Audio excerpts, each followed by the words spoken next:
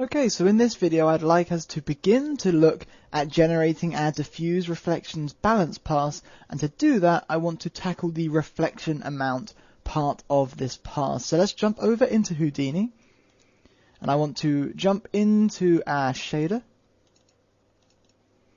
And inside our shader, let's start out by simply creating a parameter that's going to be a constant floating point value that's constant across the entire surface that allows us to specify our reflection amount. So I'm going to create a new parameter VOP. I'm going to give this the name reflection amount. It is going to be a float parameter. We'll use the parameter name reflection amount and the label reflection amount. And I want to take this single value and I want to use it as a pass. But obviously our pass needs color. It needs a red, green and blue channel. Now what I'm going to do is I'm going to leave green and blue as just simply black in the image, and we're simply going to use the red channel of this pass for encoding the reflection diffuse balance pass into that single channel, since we're just dealing with a 0 through 1 value. So to do that, let's right click on the output of our parameter, and I'm going to create a new float to vector, and that's going to take in our parameter into input 1, our red channel, and it's going to leave the green and blue with values of 0. And let's rename this to diffuse reflection balance, and we can take the output of this and wire it into input 8 of our switch render pass, so the latest input of our switch render pass. So I can now bring up the type properties of our material, and on the reflections folder, underneath the reflections folder at the very top, we're going to deal with reflection amount, and I want to create some labels that instruct the user as to how reflection amount works. I want to tell them that when it has a value of 0, then we get 100% diffuse. When it has a value of 0.5, we get 50-50, and when it has a value of 1, we get 100% of our reflections. So I'm going to create a label underneath our reflections, and I do want this to be directly underneath our folder, and I want to uncheck main label, and instead I want to set column labels to 3, and that just allows me to use label 2 and set label 2 to a particular string, and that will just make this label centralized on our parameters as opposed to being left aligned. So this is going to be our reflection amount equal to 0. It's going to give us 100% diffuse. We can now copy this label and paste. And this is going to be when the reflection amount is equal to 0.5, then we're going to have 50% diffuse, 50% reflections. I'm going to right click and just paste again, and when reflection amount is equal to a value of 1, then we're going to get 100% not of our diffuse but of our reflections. Finally, I want to create a label underneath this. I'm going to uncheck main label. This is simply a blank label that's going to act as a spacer. If I click apply now and bring up the parameters of our asset, we can see reflection amount equals 0, 100% diffuse, reflection amount equal 0.5, 50% diffuse, 50% reflections, and what happens when we have a value of 1. And that's just instructing the user so that they know exactly how to deal with this reflection amount value. So back over on our type properties, we can now promote up the reflection amount parameter that we just created. So here's our reflection amount parameter. Let's promote that, and I want to make sure that that's underneath our label. And I also want to create a separator underneath reflection amount between our reflection colors, since reflection amount and reflection color are two different areas.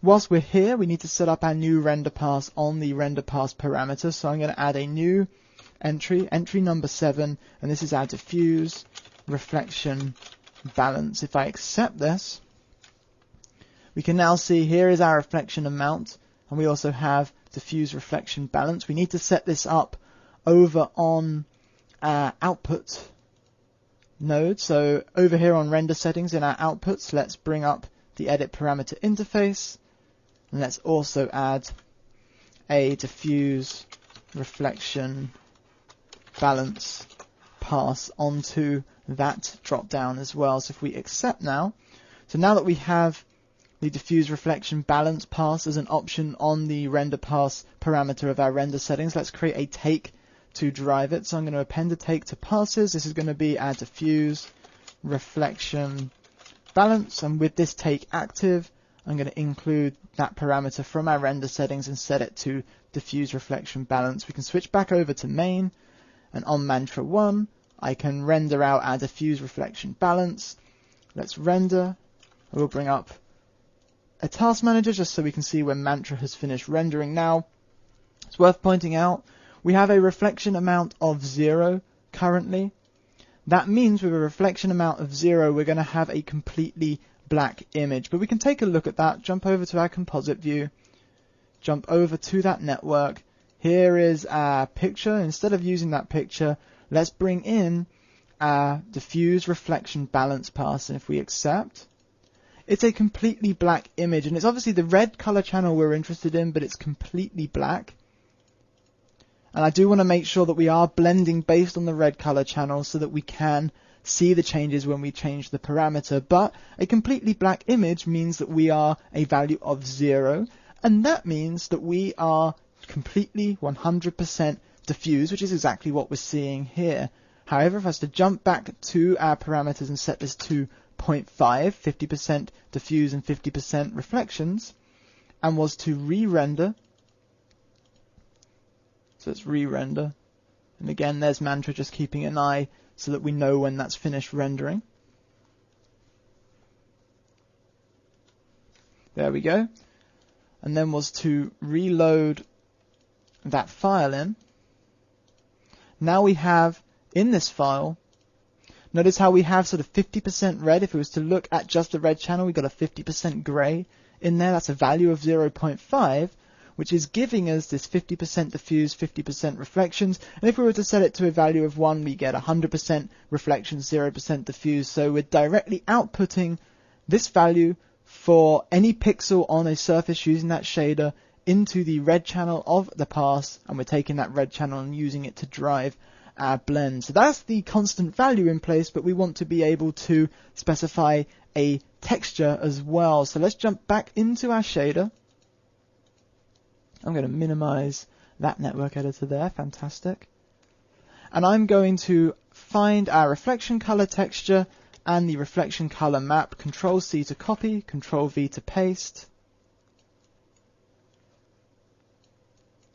And I'm going to, let's just move that out the way, rename reflection color map to reflection amount map, and reflection color texture to reflection amount texture.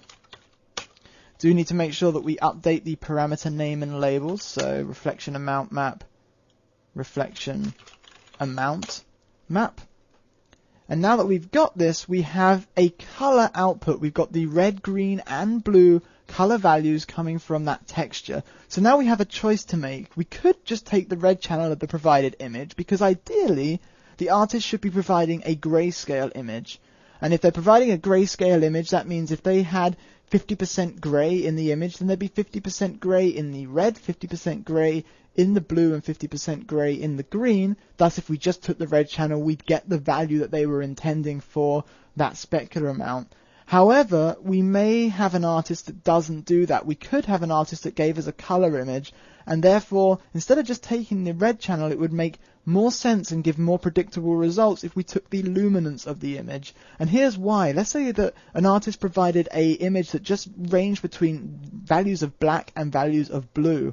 If we only took the red channel, that image would appear to us as a value of 0 absolutely everywhere in the image, and that wouldn't give us any variance in the reflection diffuse balance amount at all, and that's not really very intuitive. However, if we took the luminance where we had blue, that would have a higher luminance than where we had black, so we would get some variance in the channel, and that would mean that we would get some variance in the diffuse reflection balancing. So a far more intuitive approach is to take our color and calculate the luminance of our color, and that gives us now our value, which we can combine with the reflection amount, switch between those values. But before we do that, let's also talk about making the life of the artist painting a grayscale texture a little bit easier, because we know if an artist is painting a grayscale texture, they in their mind really want to be working between a value of black and a value of white. They want to work with their full range of colors, but we may want to only have a reflection amount, if you will, that goes between 0 and 30%, so 0 and 0.3. It would be a lot easier on the artist for them to be able to work between black and white and then scale that image back down to 0.3 rather than having to work between a value of 0 and a value of 0.3 in the image to begin with, which would mean that they'd be working with very close shades of grey, which makes it a lot harder to see what's going on in the image. If they can work between black and white, getting the full range, meaning they can see all of the details in their image, see clearly what's going on in that image, and then specify with a scale parameter to basically then collapse that back down between 0 and a lower value than 1, that's going to be a lot more useful to them. So what we can do, we can create a new parameter, and I'm going to name this parameter our reflection amount scale. This is going to allow us to scale whatever value is coming into here back down to 0. So it is a float with the name reflection amount scale and the parameter label reflection amount scale. And I want the float default in this case to be 1.0. I want it to have no influence by default on our reflection amount.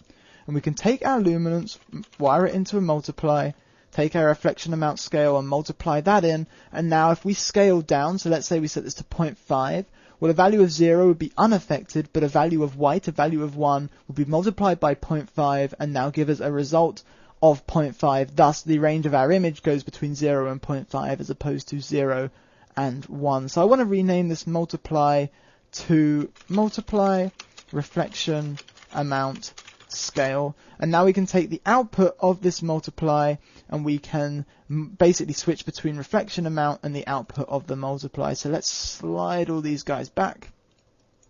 I'm going to right click on the output of our reflection amount, wire it into a switch FOP. Obviously we don't want it going into the switch input, but at least it gives us a result going into our diffuse reflection balance.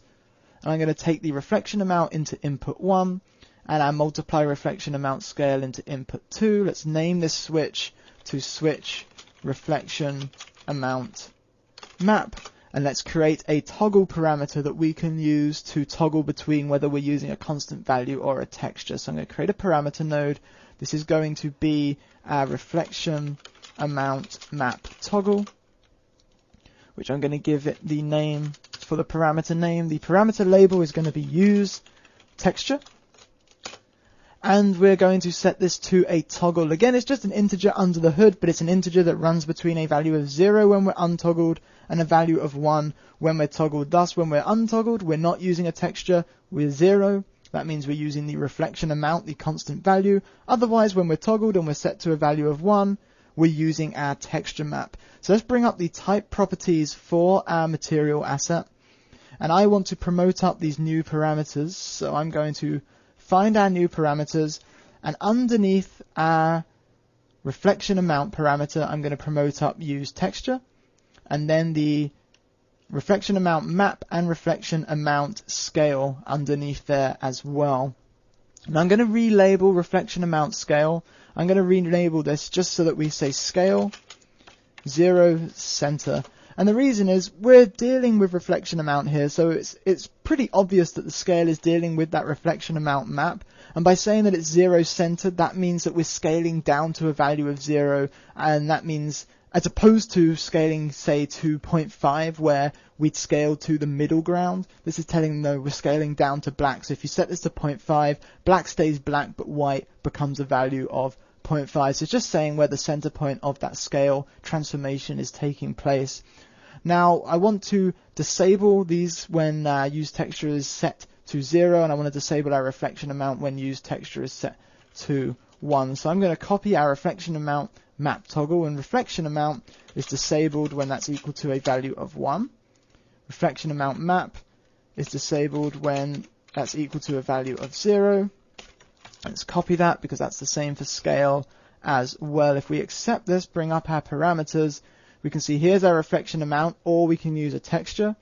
And with our texture, I'm going to use the black and white checkerboard as opposed to a colored checkerboard, because that just gives us a image that has close to black on some of the checkers and white on the other checkers, which we know then if we take the luminance of that, we'll be getting the full range. Our blue to orange checkerboard, the luminance of that image actually doesn't have that much contrast in it. It'll be harder to see what's going on. So let's grab that. I'm going to leave it with a scale of 1 for now. I am going to keep these parameters here because I want to test toggling back to reflection amount and also changing the scale.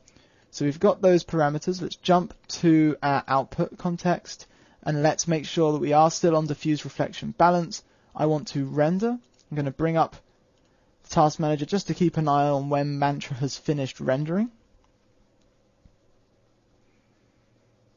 So let's just let that render. Fantastic. And with that rendered, we can jump over into our compositing network, bring up the compositing view, bring up our other network editor. And here is our existing image. If I now reload that, here is our new image. Notice that we have, in the red color channel, the black and white checker texture applied to our objects. Green and blue are just black, which when we look at color is giving us this idea of a black to red. But notice we're just taking the value from the red channel when we're blending. And when we blend, we're now getting areas of strong diffuse and areas of strong reflections. Now notice, even on the areas of strong diffuse, we are getting some fairly strong reflections. And again, that's because this isn't perfectly black. There is some value of above 0 here in terms of this image. And that means that we're getting a value of just above 0 being multiplied by a very, very bright area of reflections. The white area of reflections here is so bright, it's way above a value of 1, that when we multiply it down by even a very small value, we still get some value that is visible on our surface. And that is really the advantage of working with floating point, working with HDRI passes, is that we get this more natural, more realistic behavior. Otherwise, if we'd just gone to a value of 1 and clamped, and then we're multiplying by a low value, we'd get a very low value, and that's not what's happening. We're getting a very low reflection amount coming back, but that reflection's so strong to begin with that even when it's heavily attenuated, it's still a strong reflection, and that's what we want to be seeing happening here. So that's with our black and white checkerboard being used. But we can see that if we take a look at the image, we're going from white all the way down to black. Let's say that I don't want to have full reflections when we have white, but instead I've wanted to paint this image so I can clearly see what's going on, but really this is representing 0 here and 30% when we have white. Well, we can easily specify that by scaling by a value of 0.3. If we then re-render, let's jump over and re-render. So just wait for Mantra to finish that render.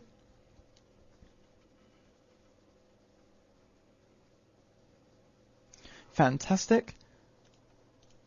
And reload that in. Now we're going between a value of 0 and a value of 0.3, which if we look at our blending, is giving us far less reflections on the whole. And obviously we're making up for those reflections with 0.7 of our diffuse, because we're not just attenuating our reflections by this map, we're blending between our reflections and our diffuse. So wherever we have low reflections, we're making up for that with diffuse, so that reflections and diffuse always add to a value of 1. So the last thing I'd like to test is just make sure if we switch back to reflection amount, I'm going to set this to a value of 1.0, and I want to render this out and just make sure that that is working too. So I'm going to close, switch back over and render. There's Mantra.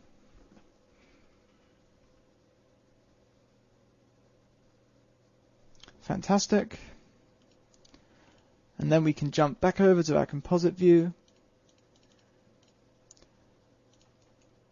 reload in our image, and there we go with a full value of 1 in the red color channel, meaning that we have, when we're blending, completely reflections. We're just getting that reflection component, we're getting no diffuse whatsoever, and that's giving us that final balance. So there we go, we've implemented the reflection amount portion of our shader. In the next lesson, we're going to take a look at Fresnel and how Fresnel can complement our reflection amount to give us more control over balancing our diffuse and reflections so that the viewing angle can attenuate the amount of reflections that we have on an object. But that is going to conclude our reflection amount, and that's going to conclude this video. Thanks a lot, everyone.